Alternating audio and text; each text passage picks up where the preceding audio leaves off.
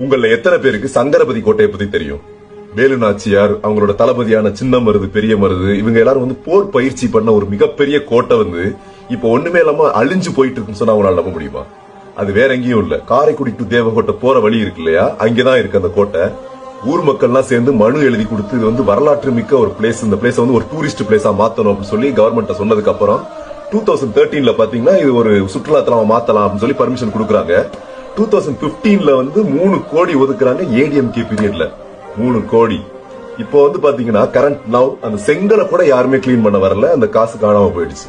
இந்த கோட்டையோட ஸ்பெஷல் என்னன்னா சின்ன மருது பெரிய மருது அரெஸ்ட் பண்ண இடம், அதாவது பிரிட்டிஷ் அரெஸ்ட் பண்ண இடமே அதுதான். நம்ம ஆளுங்களோட சூழ்ச்சினால இந்த கோட்டைக்கு பின்னாடி மிகப்பெரிய போர் பயிற்சிக்கான பெரிய தளமே இன்னமும் இருக்கு. ஒரு 1.5-2 ஏக்கர் கிட்ட பெரிய தளம் இன்னமும் இருக்கு, மெயின்டைன் பண்ணாம. இந்த கோட்டைக்கு கீழே மிகப்பெரிய சுரங்க பாதைகள்லாம் இருக்கு. திருச்சி, மதுரை, புதுக்கோட்டை இது எல்லாத்துக்குமே போறதுக்கான பாதைகள் இருக்கு. வீரபாண்டி கட்டபொம்மனோட தம்பி ஊமத்துறை இருக்காப்ல, அவர் பதுங்கியிருந்த இடமும் இதுதான்.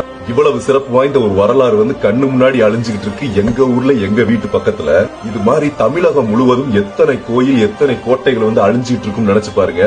சிலையா இருந்தா அதை கடத்திடுறது. இந்த வீடியோவை கவர்மெண்ட்டுக்கு தெரியும் வரைக்கும் ஷேர் பண்ணுங்க, அப்பயாவது அந்த கோட்டைக்கு ஒரு விடிவு காலம் பிறக்குதான்னு பார்க்கலாம்.